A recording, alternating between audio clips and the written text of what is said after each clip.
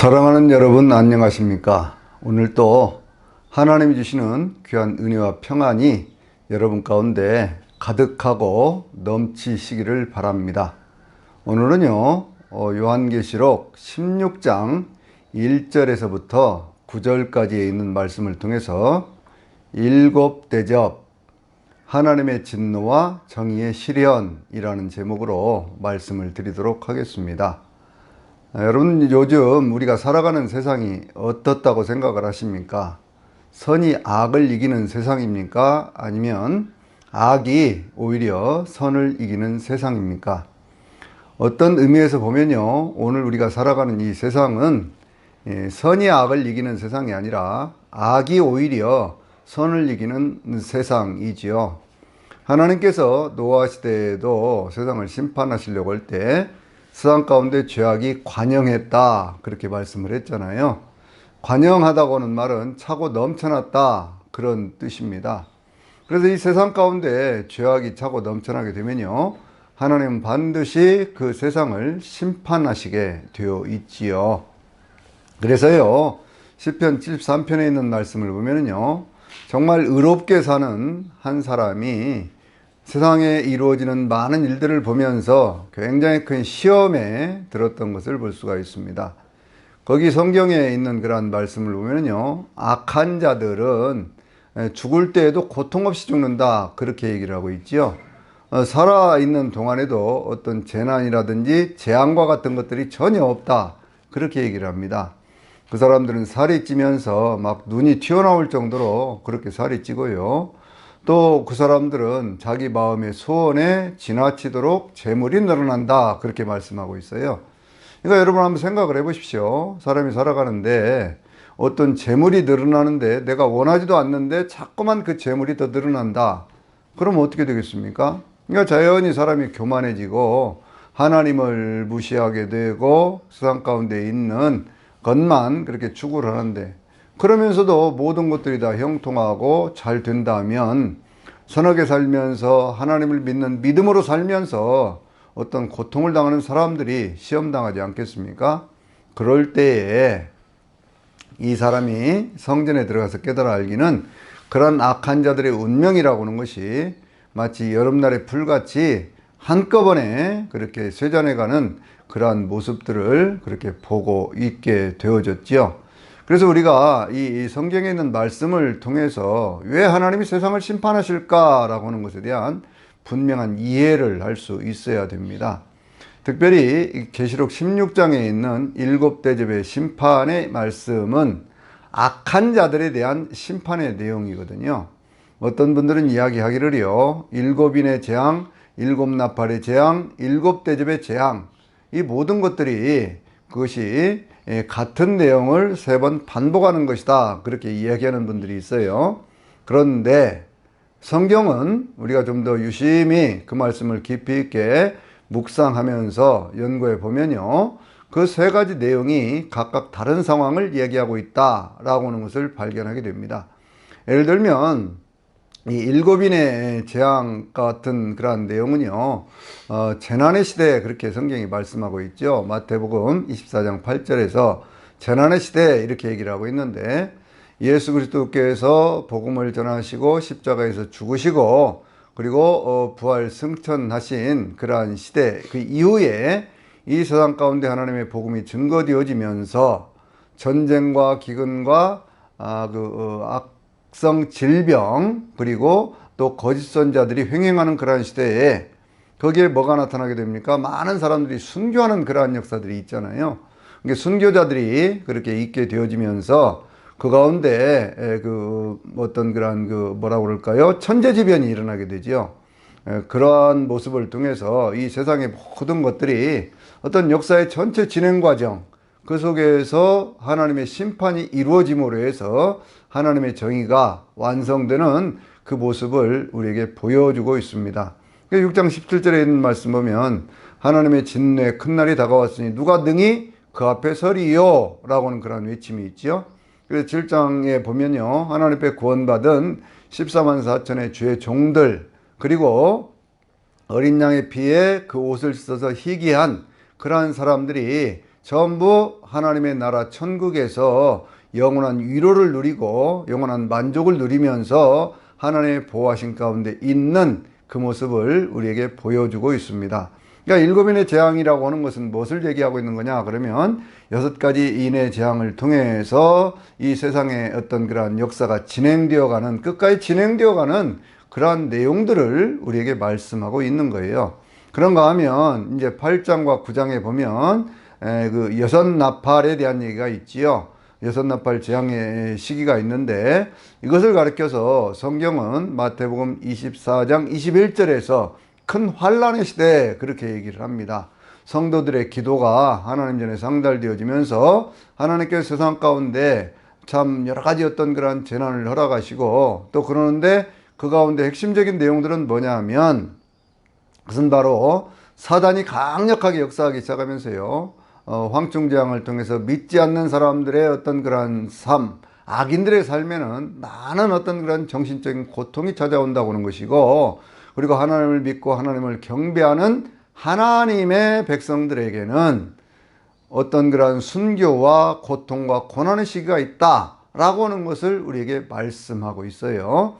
근데 그러한 시기에 그와 같은 어떤 그 성도들의 삶에 고통을 가져다 주는, 교회를 핍박하는 그러한 세력이 뭐냐 그러면 그것이 바로 하늘에서 떨어진 별 사탄이고, 사탄을 따라서 함께 역사하는 악한 영들이다 라고 하는 것을 또 말씀하고 있죠. 그래서 그와 같은 내용들을 좀 더 구체적으로 설명하고 있는 것이 13장의 내용 아니겠습니까? 바다에서 올라오는 그 짐승 사단이 자기의 능력과 나라와 큰 권세를 주어서 세상의 모든 것들을 1260일 동안 이렇게 통치하게 만들어 가면서요, 사탄을 경배하게 만들고 사탄을 경배하지 않는 자들은 모두를 다 죽이는 그러한 역사가 나타나게 되지요. 그때 우리가 그 상징적인 그러한 숫자로 바로 666, 666이라고 하는 그러한 숫자를 통해서 사단의 표를 받은 그러한 사람들만 세상 가운데 제대로 행세하고 살고, 그렇지 않는 하나님의 백성들은 모두가 다 죽임을 당하는 그러한 모습들을 보여주고 있잖아요. 그래서 이제 그와 같은 그러한 역사들이 이루어지면서 14장에 있는 말씀 보면 그렇게 해서 이제 그 모든 것들이 그렇게 이제 멸망을 당하고 교회가 핍박을 당하고 없어지면서 그렇게 끝나느냐? 그것이 아니라고 하는 것이죠. 14장을 보면 거기에 어떤 말씀이 있습니까? 14장에 있는 내용들은요, 하나님 앞에 구원받은 14만 4천의 주의 종들은 하늘의 시온산, 하늘의 예루살렘에 그 예수님과 함께 있는 그러한 모습을 보여주고요. 또 15장 1절부터 있는 그러한 말씀들을 보면 거기에는요, 그 짐승과 우상과 그 이름의 수를 이긴 자들이 그 하나님 앞에 있는 유리바다 위에 서서 하나님을 찬양하는 그러한 모습으로 보여지고 있습니다. 그러니까 이제 하나님께서는요, 이 세상 모든 만물들을 이렇게 그 환란의 때가 지나가면서 그 환란의 때를 넘어가는 그런 하나님의 백성들을 구원하셔서 그렇게 해서 하나님 앞에서 찬양하는 그러한 모습으로 우리에게 보여주고 있는 것이거든요. 그 하나님 앞에 그 찬양하는 그러한 모습, 바로 그것이 바로 휴거의 사건을 통해서 이루어지는 바로 그 이야기지요. 여러분이 휴거라고 하는 것이 왜 있느냐 그러면 하나님께서 악한 자들을 심판하시기 전에 하나님을 믿는 백성들, 선하게 살고 바르게 살고 믿음으로 산 하나님의 자녀들을 구원하시기 위해서 하나님께서 휴거의 사건, 들려 올림받는 사건을 이루어 주신다 라고 하는 것을 우리가 이해할 수 있어야 됩니다. 그래서 그와 같은 사건들이 이루어진 다음에 그 다음에 이루어지는 것이 뭐예요? 이 땅에 있는 모든 악한 자들을 심판하시는 바로 일곱 대접의 재앙인데, 이 일곱 대접의 재앙은 바로 하나님을 대적하고 사탄을 경배하고 짐승을 섬기면서 그 우상에게 경배하는 자들을 심판하시는 그러한 마지막 재앙이 되는 거예요. 그래서 이것을 하나님의 진노라고 얘기를 합니다. 이것을요, 스바냐 선지자는 뭐라고 얘기를 하냐면 스바냐서 1장 14절에 있는 말씀을 통해서 이것이 여호와의 큰 날 그렇게 얘기를 하고 있죠. 오늘 성경 본문에도 있는 말씀을 보면요, 하나님의 큰 날 이렇게 표현되는 그러한 날인데 그것을 하나님의 분노의 날, 하나님의 진노의 날 그렇게도 또 설명을 하고 있거든요. 그건 왜 그러느냐 그러면 하나님께서 이 세상의 모든 악을 심판하셔야 하나님의 정의가 온전히 이루어진다라고 하는 것을 말씀하고 있는 거예요. 그래서 이 내용들이 16장의 대접재앙으로, 17장에는 음녀의 심판으로, 그리고 18장에서는 바벨론에 대한 심판으로, 그리고 19장에서는 예수 그리스도의 재림과 함께 짐승과 거짓산 자가 심판을 받고, 20장 1절에 3절에 보면 마귀가 심판을 받아서 그래서 무저갱에 갇히는 그러한 모습으로 계속 이어져 가고 있는 것을 볼 수가 있어요. 그러니까 여러분, 우리가 이걸 분명히 알아야 됩니다. 나팔재앙이라고 하는 것은요, 그것은 7번째 나팔이 울려지기 전까지 거기에 세상 가운데 사단이 강력하게 역사하기 시작하면서 믿음을 가진 하나님의 백성들과 교회가 핍박을 당하는 그러한 시기라고 하는 거예요. 그러한 시기에 심지어는 뭐라고 얘기를 합니까? 11장에 있는 말씀을 보면은요, 거기 9절 10절에 있는 말씀 보면 무저갱에서부터 한 짐승이 올라와서 두 증인을 죽이고 그 두 증인의 시체가 큰 성 길가에 있는, 그것이 바로 영적으로 하면 소돔이라고도 하고 애굽이라고 하는, 바로 주님께서 죽임을 당하신 바로 그 장소다 라고 얘기할 정도로요, 그렇게 엄청난 고난과 시련의 시기가 있다, 그렇게 얘기를 하고 있는 것이죠.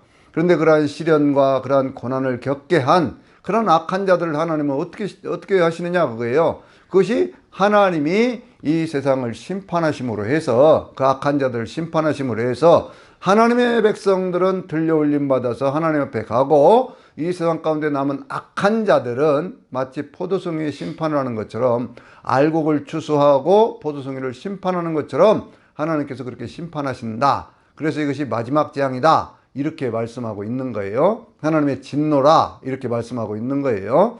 그러니까 이 일곱 나팔의 어떤 그런 재앙하고요, 일곱 대접의 재앙이 서로 다르다라고 하는 것을 우리는 분명하게 인식을 해야 됩니다. 일곱 나팔의 재앙은요, 어찌 보면 좀 부분적인 그러한 모습들도 있지요. 왜냐하면 땅, 바다, 강, 하늘에 있는 모든 것들이 이 네 나팔 가운데서 어떤 재앙을 당할 때 그것이 3분의 1이라고 하는 그러한 말씀을 하고 있잖아요. 그러면서 그 가운데 이제 그 많은 어떤 그러한 재앙들이 이렇게 일어나고 있는 그러한 모습들을 보여주고 있잖아요. 그런데 이 계시록 이 16장에 나오는 그러한 대접재앙은요, 이것이 전면적인 것이거든요.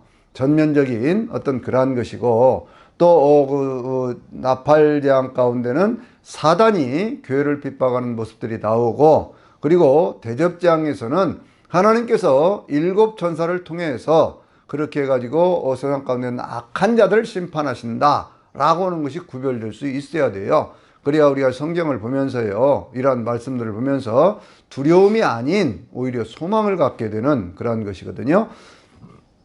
자, 이제 본문에 있는 말씀들을 구체적으로 보면서 좀 더 상세하게 이 내용들을 말씀을 드리겠습니다.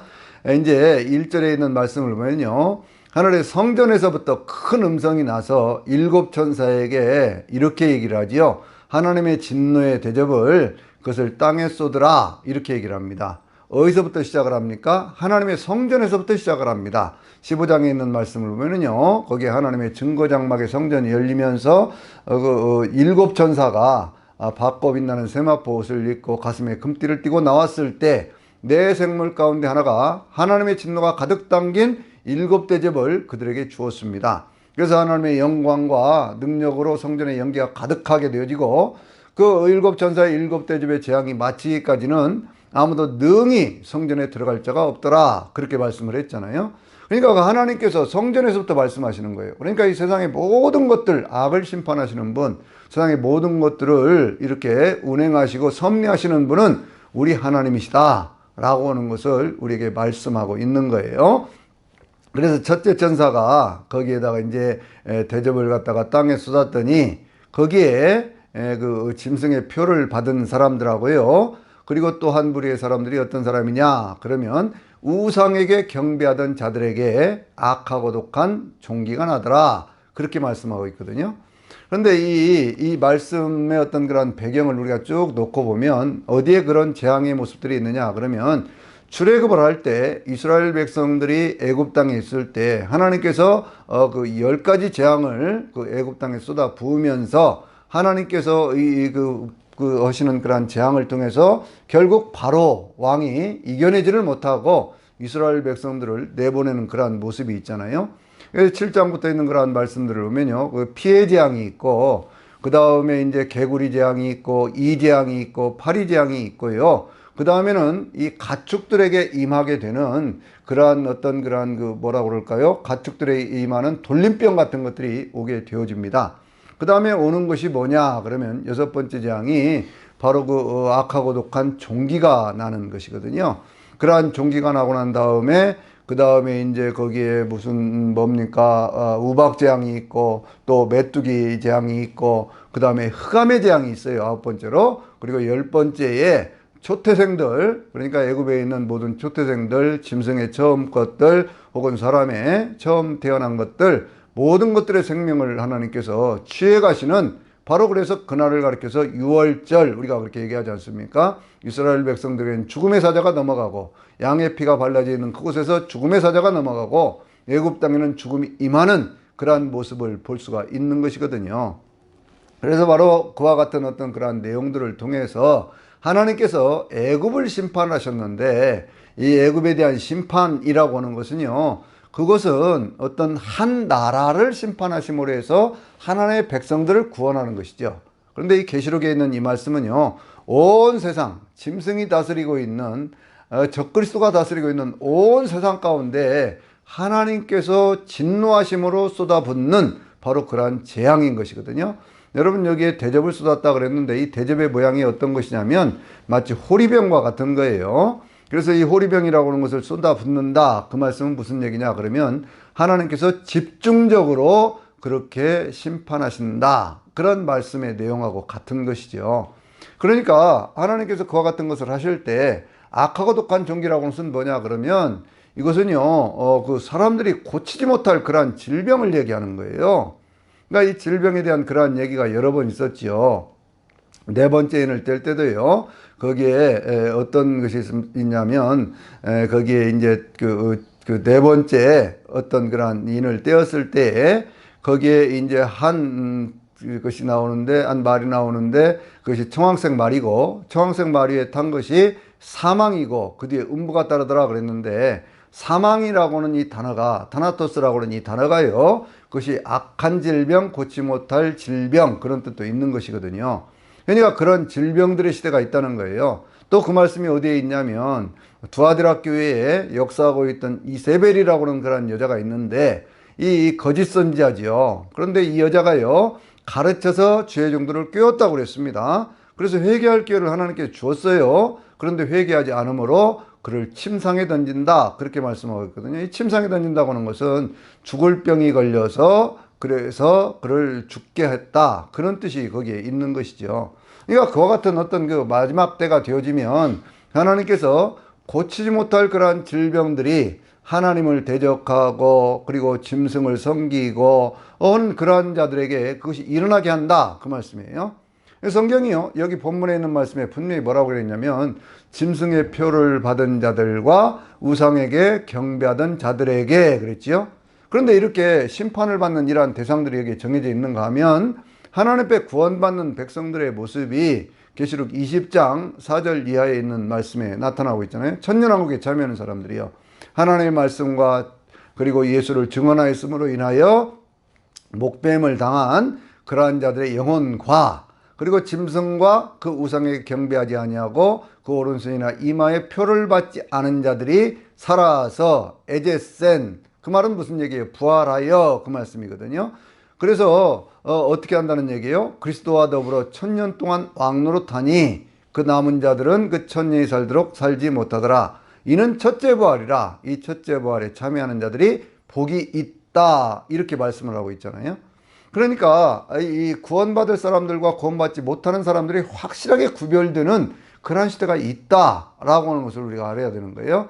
그래서 늘 우리는 생각해야 될 것이 있습니다. 그것은 구원의 때라고 하는 것은 정해진 때가 있다는 것이죠. 구원의 때라고 하는 것은 우리가 살아가고 있는 지금이 구원의 때고 지금이 은혜 받을 만한 날이거든요. 그러니까 늘 살아있는 날 동안에 예수 그리스도를 영접하고 예수 그리스도 안에 사는 것, 이것이 중요한 거예요. 하나님은 어떤 분이냐? 그러면 하나님을 믿는 백성들에게는 치료하시는 하나님이죠. 그래서 이제 출애굽기 15장을 보면 이스라엘 백성들이 애굽에서부터 벗어나서 홍해를 건너서 나와서 하나님을 막 찬양하지 않습니까? 그래서 이제 그 출애굽기 15장에도 보면은 하나님을 찬양하는 모세의 찬양과 미리암의 찬양의 내용이 있고요. 또 계시록에도 똑같은 15장에 하나님의 종 모세의 노래, 어린 양의 노래가 거기 나오고 있거든요. 그런데 그때 하나님께서 그들을 어디로 인도해 가셨냐면 사흘길을 지나는데 마라라고 하는 곳에 이르도록 그렇게 만드셨어요. 이 마라라는 것은 어떤 뜻을 가지고 있습니까? 고통이다, 쓰라리다, 그런 뜻이 있지요. 물이 있어서 먹을 수가 없다, 그런 얘기입니다. 사흘길을, 광야길을 걸어왔는데 거기에 먹을 물이 없으니 이 사람들이 하나님을 향해서 막 부르짖어가면서 모세를 원망하는 내용이 거기에 나오고 있지요. 그래서 모세를 원망하면서 우리가 애굽 땅에 죽었으면 좋았을 것을 우리를 여기까지 끌어내려서 먹을 물도 없이 여기서 죽게 하느냐, 그렇게 얘기를 하니까요. 하나님께서 모세에게 한 나무를 가르쳐 주셨습니다. 그 나무를 물에다 던졌더니 어떤 역사가 있어요? 물이 달게 되어져서 모든 사람들이 먹게 되었다, 그렇게 얘기를 하지요. 그런데 그 나무가 뭘 상징하는 거예요? 오늘 우리로 보면 바로 예수 그리스도의 십자가를 상징하는 거예요. 그러니까 여러분 인생에 어떤 고통이 있을 때 그때는 항상 예수 그리스도의 십자가를 붙들어야 됩니다. 예수 그리스도의 십자가는요, 우리를 치료하는 능력이 있거든요. 우리의 삶을 위로하는 그러한 능력이 있는 것이거든요. 그러니까 늘 십자가를 붙들어야 되죠. 그때 하나님께서 뭐라고 말씀하셨냐면 이렇게 말씀을 하셨거든요. 너희가 하나님의 말씀에 순종하고 그리고 하나님 보시기에 의를 행하며 하나님의 계명을 지키고 그리고 하나님의 법도를, 그것을 어떤 규례를 잘 이렇게 준행해 가면, 그러면 하나님께서요 애굽 땅에 내렸던 질병의 어느 하나도 너희에게는 내리지 않겠다, 그렇게 말씀을 하셨어요. 이것이 그 유명한 출애굽기 15장 26절에 있는 여호와 라파, 나는 너희를 치료하는 하나님이다 라고는 그런 말씀 아니에요? 그러니까 하나님은 늘 우리를 치료하시는 하나님이세요. 그 말씀을 주님은 계속 성경을 통해서 반복하고 계시거든요. 예를 들면 시편 103편 3절에 있는 말씀 보면 내가 너희의 모든 죄악을 사하며 너희의 모든 병을 고치겠다, 그렇게 말씀을 하고요. 또 이사야서 53장 5절에도 있는 말씀을 보면 그가 찔림은 우리의 허물을 인함이요 그가 상함은 우리의 죄악을 인함이라. 그가 징계를 받음으로 우리는 평화를 누리고 그가 채찍에 맞음으로 우리는 나음을 입었다, 그렇게도 말씀하고 있지요. 또 말라기, 구약성경의 맨 마지막인 말라기 4장 2절에 있는 말씀 보면요, 하나님의 이름을 경외하는 너희에게는 의로운 해, 공의로운 해가 떠올라서 치료하는 광선을 발하리니 너희가 마치 위안간 있는 소가 나와서 뛰는 것처럼 그렇게 뛰놀게 된다, 그렇게도 말씀하고 있는 거예요. 하나님의 생기가 쫙 비춰지는 그러한 모습을 보여주고 있지요. 예수님께서 이 땅에 오셔서 인생의 모든 죄악을 사하시면서 하나님의 말씀을 가르치시고 천국 복음을 전파하시면서 모든 병든 것과 모든 약한 것을 고치셨다. 마태복음 4장 23절에서 그렇게 말씀하잖아요. 정신적인 어떤 그러한 고통, 귀신에게 시달리는 자들, 또 어떤 질병에 시달리고 있는 자들, 심지어는 죽은 자를 살리시는 예수, 바로 그분이 치료하시는 여호와, 우리 하나님, 바로 그분의 이름을 우리에게 가르쳐주고 있는 것이죠. 그래서 예수님께서는요, 이렇게 어떤 그런 부활하고 승천하시기 전에 마가복음 16장 17절에서도 이렇게 말씀을 했잖아요. 너희가 내 이름으로 귀신을 쫓아내며 새 방언을 말하며 뱀을 집으며 어떤 독을 마실지라도 해를 입지 아니하며 병든 자에게 손을 얹은즉 나으리라, 그렇게 말씀을 하셨어요. 그러한 권능을 우리에게 주셨다 그거예요. 그래서 제자들이 나가서 말씀을 증거할 때 주님이 함께 하셔서 그 따르는 표적으로 말씀을 힘있게 증거했다 그랬지요. 야고보 사도는 또 뭐라고 얘기를 합니까? 야고보서 5장 15절에 있는 말씀 통해서 믿음의 기도는 병든 자를 일으킨다, 그렇게 말씀하고 있잖아요. 또 베드로 사도는요, 베드로전서 2장 24절에 있는 말씀을 통해서 뭐라고 얘기를 합니까? 저가 채찍에 맞음으로, 예수님이 채찍에 맞음으로 우리가 나음을 입었다, 이렇게 선언하고 있잖아요. 그러니까 우리가요, 예수 그리스도 안에 있는 사람과 예수 그리스도 밖에서 사단을 섬기는 자들의 차이가 뭐냐라고 하는 거예요. 주님이 분명히 말씀을 하셨어요. 나는 너희를 치료하는 여호와라, 그렇게 말씀을 하셨거든요. 그러니까 이제 이 계시록 16장에 있는 이런 말씀들을 통해서 이 이야기는요, 악한 자들에 대한 심판에 대한 말씀이기 때문에 이 말씀과 더불어서 우리가 꼭 묵상해야 될 것이 뭐냐면 하나님의 은혜가 뭐냐라고 하는, 하나님은 우리를 고치시고 우리를 치료하시며 우리를 구원하시는 그 역사가 뭐냐라고 하는 것을 바로 알고 그것을 더 추구할 수 있는 그러한 은혜가 우리 모두에게 있어야 될 줄로 믿습니다. 두 번째는 뭐냐 그러면요, 그 둘째 천사가 그 대접을 바다에 쏟았죠. 그랬더니 바다가 죽은 자의 피같이 되면서 바다 가운데 있는 모든 생물들이 죽었다, 그렇게 말씀하고 있잖아요. 이 바다라고 하는 것은 뭘 상징하고 있습니까? 계시록 13장에 있는 말씀 보면요, 거기에 이 바다라고 하는 것은 바다에서부터 뭐가 올라오죠? 적그리스도가 나타납니다. 세상을 상징하고 있는 거예요. 적그리스도가 다스리고 있는 이 세상을 상징하고 있는 것이거든요. 근데 그 세상이 어떻게 됐다는 거예요? 대접재앙이 임하기 시작하면서 죽은 자의 피가 같이 되었다. 그 말은 그 가운데 생명이 없어졌다, 생기가 없어졌다, 그런 얘기죠. 이 피의 색깔 진홍색이라고 하는 것은 뭘 얘기하고 있어요? 그것은 죄의 색을 얘기하고 있는 것이죠. 그러니까 사단이 다스리고 있는 그러한 세상이라고 하는 것은요, 죄악으로 가득 찬 세상이기 때문에 그 가운데에서 구원받을 사람이 없다는 것을, 그것을 우리에게 이야기하고 있어요. 여러분, 이 말씀을 보면요, 계시록 8장에 있는 말씀 가운데 두 번째 나팔을 불 때 어떤 얘기가 있었습니까? 그 불타는 큰 산과 같은 것이 바다에 떨어지면서 바다 3분의 1이 피가 되고, 그리고 바다 가운데 있는 생물들의 3분의 1이 죽고, 그 다음에 배들의 3분이 깨졌다 그랬잖아요. 근데 여기 말씀을 보세요. 바다 전체가 피같이 되어지면서 그 가운데 배들이 없어졌잖아요. 배가 뭘 상징하는 거예요? 그것은 하나님의 교회를 상징하고 있는 거 아닙니까? 이게 구원의 어떤 그런 기회가 완전히 사라져버린 거예요. 완전한 어떤 그런 그 심판의 역사가 거기에 이루어지고 있는 것을 우리가 볼 수 있거든요.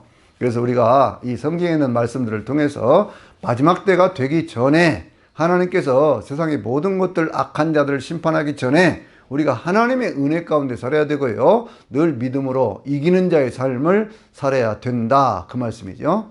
그 다음에 있는 말씀은 이 계시록 전체의 가장 핵심적인 주제를 지금 얘기하고 있거든요. 여러분, 이 말씀, 이 핵심적인 주제를 잘 발견할 수 있게 되시기를 바랍니다. 거기에 뭐라고 얘기를 하냐면요, 셋째 천사가 대접을 강과 물샘들 위에 쏟음에 물이 피가 되더라 그랬죠. 그때 물을 차지한 천사가 이렇게 얘기를 합니다. 전에도 계시고 이제도 계신 거룩하신 이여, 이렇게 심판하시는 것이 의로우시도다, 그렇게 얘기를 하죠.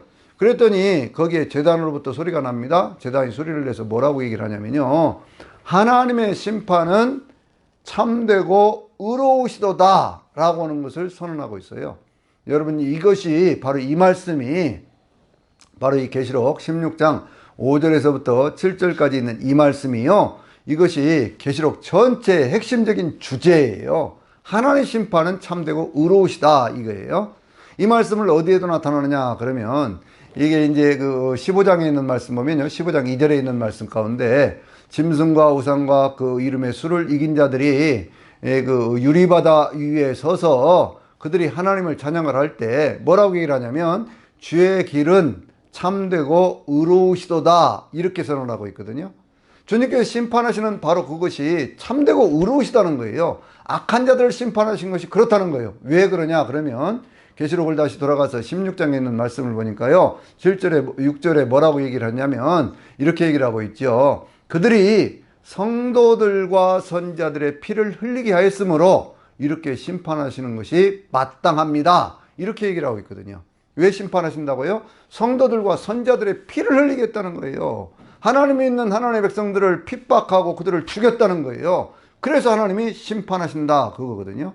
근데 심판의 그런 내용들을 또 성경은 어디까지 그 말씀을 얘기를 하고 있냐면 19장에 보면요, 19장에 보면 예수님의 이제 재림에 대한 그런 얘기가 나오는데, 예수님께 재림하셔서 이렇게 그 어떤 그 공중에서 혼인잔치를 이루어 갈 때 그 앞에 4번의 할렐루야 찬양이 나오는 것을 볼 수가 있죠.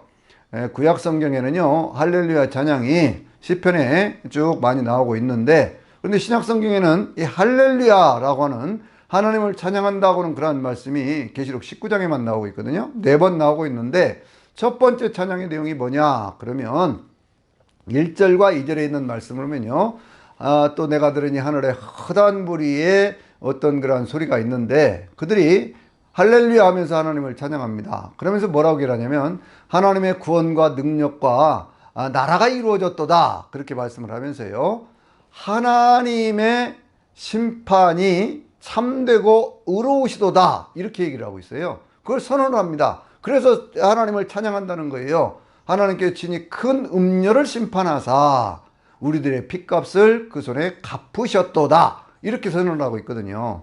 그러니까 이제 계시록 전체 얘기는 뭐냐면 악은 하나님께서 완전히 심판을 하시고 선이 하나님이 그 모든 것들을 심판하심으로 해서 하나님을 믿고 살고 의롭게 살았던 그런 하나님의 백성들을 구원하신다라고 하는 것이 그 전체적인 주제예요. 그래서 이 계시록에 있는 말씀을 예언의 말씀 그렇게 얘기를 하고 있는 거 아니겠습니까? 왜 예언의 말씀입니까? 구약시대에 있었던 모든 예언자들이 했던 그러한 내용이 바로 그것이 정의가 아모스 5장 24절에 있는 말씀처럼 정의가 물처럼 그리고 강물이 마르지 않는 강물처럼 공의가 흐르게 하라 그렇게 얘기를 하고 있잖아요. 정의를 물처럼 또 공의가 마르지 않는 강물처럼 흐르게 하라 그렇게 말씀하고 있잖아요. 그러니까 이 정의가 이루어지는 세상이에요. 세상 가운데 모든 것들이 악이 승리하는 것 같다고 할지라도 이 악은요 언젠가는 하나님의 심판을 받고 그리고 하나님을 대적하고 사단을 경배하는 심판을 받고 멸망하게 된다. 그리고 하나님을 믿는 백성들은 구원을 받아서 영원한 새하늘과 새 땅에 거하게 된다 라고 하는 것이 이 계시록의 핵심적인 내용인 거예요.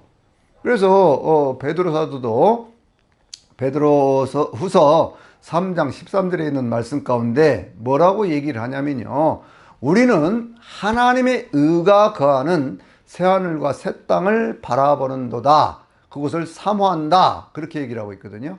구약시대에도 하나님의 나라를 얘기를 하면 새하늘과 새 땅에 대한 얘기를 하고 있지요. 그것이 이제 이사야 65장에 있는 그런 말씀인데, 이사야 65장에 있는 그 말씀은요 새하늘과 새 땅에 대한 얘기지만 그것은 천년왕국에 대한 소망이에요. 그러나 이 계시록에서 말씀하고 있는 새하늘과 새 땅은 천년왕국을 넘어서서 죽음이 없는 바로 그와 같은 영원한 하나님의 나라, 하나님의 나라, 그것을 말씀하고 있는 것이거든요. 그러니까 우리가요 이 계시록에 있는 핵심적인 내용이 뭐냐는 거예요. 왜 하나님께서 계시록을 통해서 말씀을 하시냐는 거예요. 그것은 하나님의 의가 이루어지는 세상, 바로 그것을 말씀하고 있는 거거든요. 여러분, 십자가는 죄에 대한 그 어떤 그런 심판입니다. 하나님의 정의가 이루어져요. 그런데 그 정의가 이루어지는 동시에 어떤 것이 나타납니까? 하나님의 백성들, 십자가의 어떤 그런 은혜를 의지하는 하나님의 백성들은요 그때부터 구원을 받아서 하나님의 자녀가 되어서 영원한 천국으로 인도해 가시는, 하나님의 정의를 통해서 하나님의 어떤 그런 사랑을 이루어 가시는, 그걸 보여주고 있는 거잖아요. 그래서 우리가 예수님을 믿을 때 그것을 속죄함을 받았다 그렇게 얘기를 하고, 또 다른 측면에서는 칭의 그렇게 얘기를 하잖아요. 의롭게 여김을 받는다 그렇게 말씀하고 있죠. 바울 사도는요 이 복음의 내용을 아주 핵심적으로 로마서 1장 17절에서 이렇게 얘기를 합니다. 복음에는 하나님의 의가 나타나서 믿음으로 믿음에 이르게 하나니 오직 의인은 믿음으로 말미암아 살리라 그렇게 얘기를 하고 있잖아요. 그러니까 믿음으로 말미암아 산다고는 이 말씀이 구약시대의 학개 선지자가 2장 4절에서 했던 그러한 말씀인데, 학개 선지자도 그때 세상 가운데 악이 횡행하는 그러한 모습들을 보면서 그때 참 하나님 앞에 막 기도하고 그랬거든요. 그때 하나님께서 그 모든 악을 심판하고 새로운 세상을 이루어 주신다고 하는 것을 바라보고 믿으면서 그때 의인은 믿음으로 말미암아 살리라 그랬거든요. 그런데 이 말씀을 사도 바울이 참 하나님의 은혜 가운데 그 말씀을 깨달았던 거예요. 이것은 단순히 어떤 개인의 실존의 문제가 아니에요. 이것은 전체 공동체의 이야기고 전체 지구적인 이야기고 전체 우주적인 얘기예요. 그래서 그 가운데는 사탄이 심판을 받는 내용이 그래서 계시록에는 나오고 있는 겁니다. 여러분이 계시록에 이 사탄이 심판받는 그러한 말씀이요 계시록에 나오는 그런 말씀이거든요. 그러니까 이 사탄이 계속 계시록에 하나님의 의가 이루어진다고 하는 것을, 그것을 모르도록 하기 위해서 성도들을 막 미혹하고 그렇게 하는 것을 볼 수가 있어요. 계시록의 핵심에 있는 그러한 말씀이 바로 16장 7절에 있는 말씀이다. 바로 그것이 하나님의 심판은 참되고 의로우신 심판이다 라고 하는 것을 핵심에다 놓고 뭐 일곱인, 일곱나팔, 일곱대접의 모든 것들을 이해를 하고 예수 그리스도의 재림에 대한 것들을 이해를 하면 그것이 활짝 그 눈이 열려서 성경을 보는 바른 이해가 있게 될 줄로 믿습니다.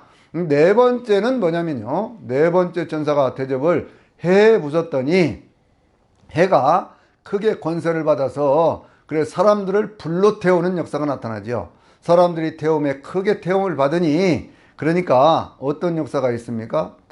태우니 그 사람들이 하나님을 비방하며 하나님의 이름을 비방하면서 그러면서 자기들의 행위를 회개하지 아니하고 하나님께 영광을 돌리지 않더라 그랬어요. 여러분들 해가 막 뜨거워져 가지고요, 그것이 막 그 열을 내기 시작하면서 그러면 사람들을 불로 태우는 역사가 나타나요. 여러분 세상이 자꾸 지금 우리가 살아가는 세상도 뜨거워지기 시작하고 있지 않습니까? 이렇게 뜨거워지는 이러한 세상 속에서 우리는 지금 살고 있거든요. 그런데 우리가 살고 있는 이러한 세상, 이것이 예를 들어서 지금보다 한 10도만 더 뜨거워진다고 그럽시다. 그러면 세상 곳곳이 사막이 될 거예요. 곳곳에 산불이 일어나면서 또 어떤 그런 기후재앙이 생길 것이고, 그러면서 사람들이 견디지 못할 뭐 남극과 북극에 있는 모든 빙하들은 다 녹아버릴 것이고요. 수면이 높아지면서 해일이 일어날 것이고요. 사람들에게 엄청난 재난이 생겨날 것 아닙니까? 그래서 바로 그와 같은 모습들을 우리에게 지금 보여주고 있는 것이거든요. 성경은요, 계시록 6장에 있는 말씀 통해서 여섯 번째 나팔을 뗄 때에 그때 어떤 일이 있다고 그랬느냐, 여섯 번째 인을 뗄 때에 그때 어떤 일이 있다고 그랬느냐면 해가 검은처럼 짠 상복처럼 어두워지고 다른 핏빛같이 되고 별들은 마치 무화과 나무에서 설익은 열매들이 땅에 떨어지는 것처럼 그렇게 떨어지게 되더라 그랬잖아요. 그런데 이런 말씀들이요, 예수님께서는 뭐라고 말씀하셨냐면 마태복음 24장 21절에서는 큰 환란의 때를 얘기를 하고 있고 24장 29절에서는요 그 환란 후에 그렇게 얘기를 합니다. 그 환란 후에 그때 해가 검게 되어지고 검은색으로 변해버리고 다른 빛을 내지 않고 별들이 땅에 떨어지면서 그때 인자가 바로 예수님이요 하나님의 영광과 능력 가운데서 구름을 타고 오시는 것을 말씀하고 있어요. 그러니까 이런 모든 어떤 그런 내용들이 성경에 절묘하게 뭐 마태복음이든지 마가복음이든지 마가복음도 13장 26절에 똑같은 말씀을 하고 있거든요. 그러니까 이 모든 성경들이 똑같은 내용들을 말씀하고 있는 거예요. 그러니까 이 같은 내용을 말씀하고 있는 이유는 그것이 확실하고도 분명하기 때문에 그렇지요. 사람들은 그 고대 사람들은 태양도 신으로 섬겼잖아요. 그래서 태양신의 뭐 아들이다 뭐 그런 식으로 애굽이라든지 무슨 뭐 그런데 다 그렇게 얘기를 하지 않습니까? 아폴로가 무슨 뭐 태양신이다 그렇게 하고 그 우상을 만들어 섬기고요. 아니라는 거예요. 그 모든 것들 자연에 있는 모든 것들을 심판하시고 주관하시는 뭐 그 하나님은 바로 창조주 하나님이시다 라고 하는, 우리가 섬기는 아버지 하나님이시다 라고 하는 것을 우리에게 말씀하고 있는 것이죠. 그래서 거기 이 태우메라고 하는 그런 말씀은 무슨 얘기냐면요, 큰 열에 의하여 그런 뜻이에요. 많은 열에 의해서 그것을 태운다 그런 말씀이거든요. 근데 그렇게 태웠을 때에 거기 어떤 역사들이 나타나는가 보십시오. 거기에 하나님의 이름을 비방한다고 그랬잖아요. 그러니까 세상에 있는 모든 사람들, 거기 악한 자들은요 절대로 하나님 섬기지 않습니다. 마지막 시대가 되고요 하나님의 백성들이 들려올림 받고 난 그 다음에 남은 악한 자들은요 절대로 하나님 섬기지 않습니다. 그 다음에 뭘 합니까? 그들의 행위를 회개하지 않는다 그랬죠. 계시록 11장에서 이미 말씀하고 있습니다.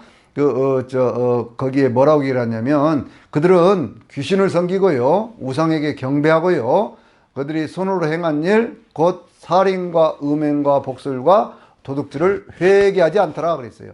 그러니까 마지막 시대에 왜 심판받아요? 그것은 회개가 없기 때문에 그런 거예요. 죄를 지었어도 회개하면 구원받습니다. 그러나 죄를 지었음에도 불구하고 회개하지 않으면 절대로 구원의 기회가 없게 되는 것이죠.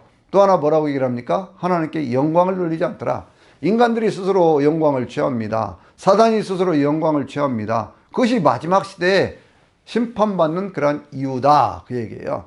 그래서 이 하나님께서 이 대접재앙을 일으키시는 그러한 이유는 뭐냐 그러면 그것은 하나님의 백성들이 구원받고 난 다음에 악을 심판하심으로 해서 이 악을 심판하심으로 해서 그래서 하나님의 정의가 이루어지고 그리고 하나님의 사랑이 완성되는 새하늘과 새 땅으로 가는 그 길목에서 이루어지는 일이다. 그걸 우리에게 보여주고 있는 것이거든요.